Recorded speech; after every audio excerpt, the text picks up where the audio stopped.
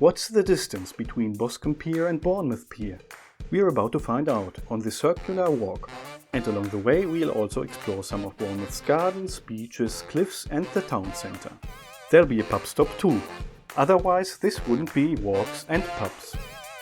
Here we are, ready to start today's walk after arriving at the Boscombe Gardens bus stop. As the name suggests, it's right at the entrance to Boscombe Chine Gardens, which we'll be crossing to reach Boscombe Pier. Let's go! The Boscombe Chine Gardens feature a basketball court, a table tennis table, a cafe, a mini-golf course and a children's playground. Chine is a local word for a steep-sided ravine, originally carved out by a stream, one that may or may not still be flowing. These chines are often wooded like this one here, and they make for a pleasant, shady walk down to the beach. Bournemouth has 4 of them: Elm, Middle, Durley and Boscombe Chine. As we make our way down, Jasmine and I are enjoying the lush greenery and the beautiful tall trees lining the path.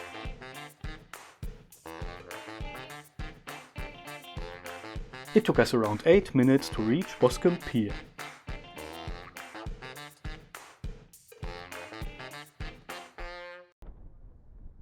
Although it's the end of July, it's a bit cloudy and breezy today. Bournemouth is of course a popular destination for beach holidays this time of year, but today the weather is better suited to walking. Perfect for us.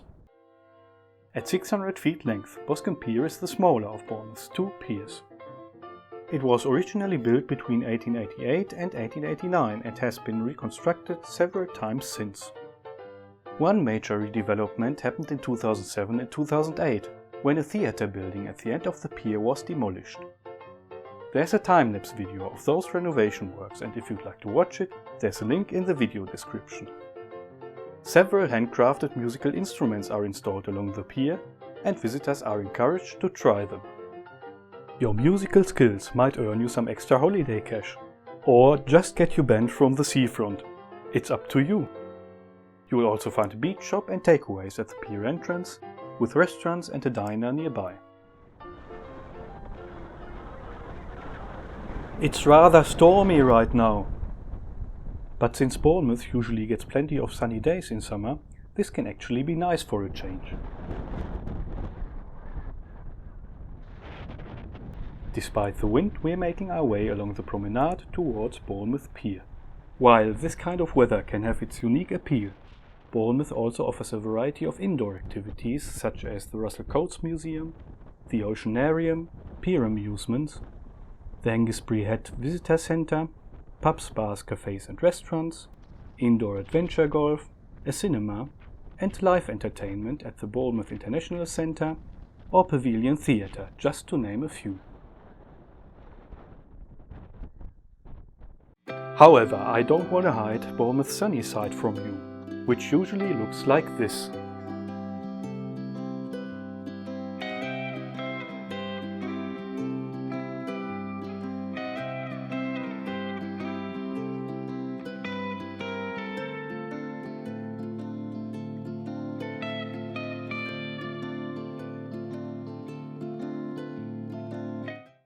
But right now we keep battling the winds. Passing a couple of sleepy seagulls and another pop-up bar, we are now coming across a couple of beach huts which indicate that it's not far to go until we reach Bournemouth Pier. The weather seems to be brightening up, and since it's the summer school holidays, it's quite busy around the pier. The history of Bournemouth Pier stretches back to the year 1856, when a wooden jetty was completed here on Bournemouth Beach. In 1861, this was replaced by a larger wooden structure with a length of 1,000 feet and a T-shaped head. In 1876, a storm damaged the jetty. It was pronounced unfit for purpose, demolished and replaced by a temporary landing stage in 1877. The structure we know as Bournemouth Pier today was originally an 838-foot iron pier, which opened in 1880. Over the years it was home to several different attractions, and in 1894 and 1905 extensions were added, increasing the pier's length to 1,000 feet once again. In 1940, Bournemouth Pier had to share the fate of many other piers in the UK when British soldiers blew a breach into it as a precaution against German invasion. Reconstruction began in 1946, and in 1947 the pier reopened for business. In the following decades, parts of the pier were either reconstructed, redesigned or restored. A concrete substructure was built in 1960, and in 2025 repair work on the pier is once again due. Today Bournemouth Pier houses an indoor climbing hall, a pier-to-shore zip wire, young children's rides, a beach shop, 2 bars and restaurants, pier amusements, as well as several shops and stalls selling newspapers, gifts, beachwear, food and drinks. Public toilets are located at the pier entrance. Most of the footage for this video was recorded in 2024, when a toll was in place to access the pier.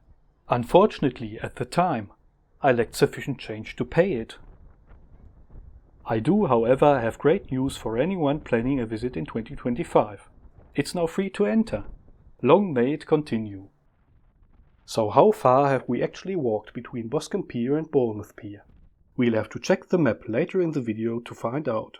And at the end of the video there's some bonus footage of Bournemouth Pier, so you might want to stick around till then. We are carrying on now, walking through the amusement arcade and heading towards the lower gardens and the town centre. The sky has turned blue and it's less windy here. On sunny days like this, the gardens are usually full of people going for a walk, playing a round of mini-golf, enjoying a Mr. Whippy, making their way from Bournemouth Square to the beach, or simply relaxing. The lower gardens have a bandstand, and the Bourne flows right through them. That stream gave Bournemouth its name.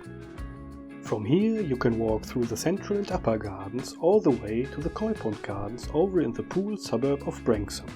I'll definitely take you there in a future episode. After a short walk, we're arriving at the square in the heart of Bournemouth. Lots of friendly faces here today. From this point you can walk up either of the town centre's pedestrianised streets. Commercial Road on one side and Old Christchurch Road on the other. Buses go in many directions such as Poole, Christchurch, Swanage and Salisbury. And who would have thought it's even possible to go back to Boscombe Gardens. Not with this one though. Anyway, we are not done yet. We've still got our well-earned pub stop coming up before we can start thinking about calling it a day. Finally, we've arrived at the Brass House on Westover Road. Its interior is inspired by Germany's beer cellars, which suits my taste for some inexplicable reason. Let's go in!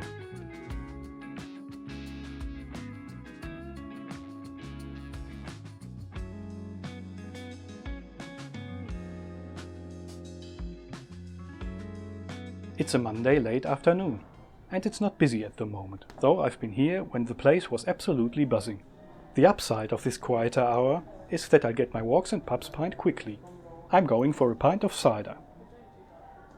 This channel is not intended as a pub or restaurant review, but at the time of producing this video, in August 2025, the Brass House had a rating of 4.4 out of 5 on TripAdvisor and 4.3 out of 5 on Google Maps. The prices here are reasonable and live sports are shown.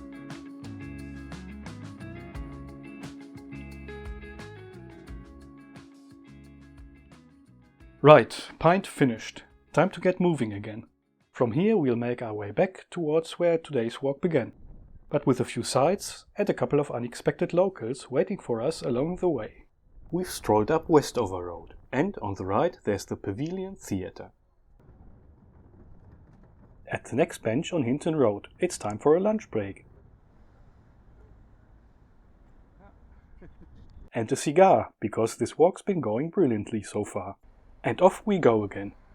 We need to cross Bath Road to get up the hill towards the Russell Coates Museum. Traffic is quite heavy right now, so we're using the traffic island to get to the other side safely.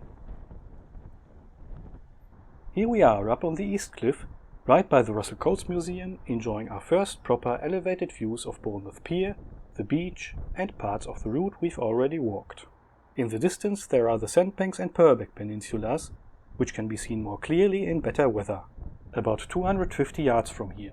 is the Red Arrows Memorial, commemorating Flight Lieutenant John Ekman Egging, who tragically died when his Red Arrow jet crashed during the 2011 Bournemouth Air Festival. Rest in peace. At the memorial, there's also a plaque set in stone in memory of Canadian wartime pilot Flight Lieutenant John Henry Green DFC, who lost his life in 1947 when his Spitfire crashed into the sea between the two piers during a flying display held in aid of the RAF Benevolent Fund and to mark the anniversary of the Battle of Britain. The most recent Bournemouth Air Festival ran from the 29th to the 31st of August 2024, but at the moment it doesn't look like it'll be back anytime soon. We continue our walk along the cliff top on East Overcliff Drive. Looking eastwards you can often spot Hengistbury Head and the Isle of Wight in the distance. Where are you going, Jasmine? I think she's spotted something. Look at that. We are lucky to meet the local goats, who graze the cliffs to help manage the vegetation. Look how happy this one is to get some strokes. If I'm not mistaken, his name is Hamish.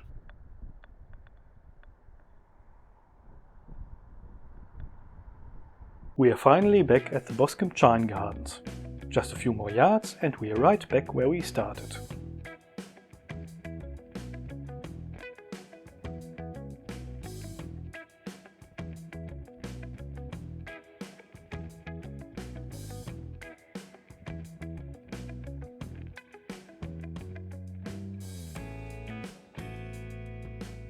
And that's our walk for today. Thanks for joining us. Did I miss anything? Right, let's check the map to see the total distance we've covered and how far it is from Boscombe Pier to Bournemouth Pier. After this, we'll have another closer look at Bournemouth Pier.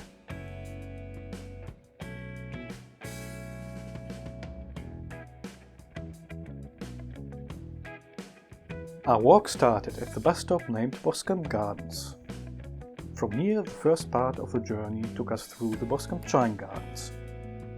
Eventually, we arrived at Boscombe Pier and strolled across it.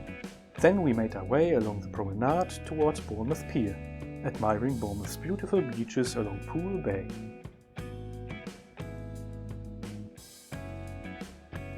So, how long was our journey from pier to pier exactly? Turns out that the distance between them is 1.5 miles, which takes about 30 minutes to walk. We didn't go over Bournemouth Pier this time, but if you'd like to, it will add roughly 580 yards to the walk. At Bournemouth Pier we turned right and headed north to reach Bournemouth Square via the lower gardens. From the square it's just a short walk to the Brass House, where we refreshed ourselves with a pint each. Afterwards we went up Westover Road, crossed Bath Road and climbed the East Cliff. After passing the Russell Coates Museum, we enjoyed our first stunning views of Bournemouth Pier, Bournemouth Beach and Poole Bay from up there. From this point it's not far to the Red Arrows Memorial, where we remembered the brave pilots who lost their lives. We continued along East Overcliff Drive, where we spotted Boscombe Pier, Hengistbury Head and the Isle of Wight in the distance. After saying hello to the charming Bournemouth goats, we made our way back down to the Boscombe Chine Gardens, finishing the walk where we had started. This journey was 4.3 miles long. Eventually, after missing the first opportunity, I just had to show you what it's like taking a stroll on Bournemouth Pier. So, on another day when the sun was out and the beach was absolutely packed, I filmed some extra footage.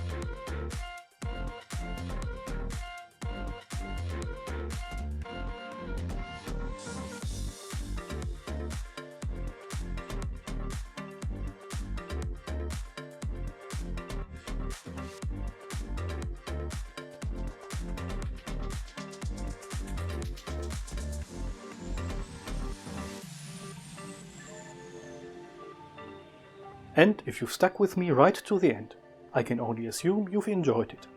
Either that or you just can't find the remote. Either way, a like and a subscribe would be very much appreciated, and you'll see more of my walks soon. Thanks for watching. Take care and cheers!